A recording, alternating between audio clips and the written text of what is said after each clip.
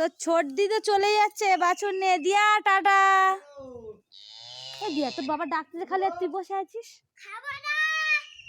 ও খাবে না, আর ওর বাবা দাদা খালি ডেকে যাচ্ছে ন ন ন করে। ওটা কি কদবেল? আমি খাবো না, আমিও খাবো না, আমিও খাই না। যা না, ঘুরে আয় একবার, তোর বাবা ডাকতেছে, পাগল হয়ে যাবে। ঘুরে আয়। দিয়া রানী ফরফরানি ফরিং ভাজা খায়, উত্তম কুমারের দেখা পেলে বিয়া করতে চায়। এদি আজ স্কুলে গেছিলিস?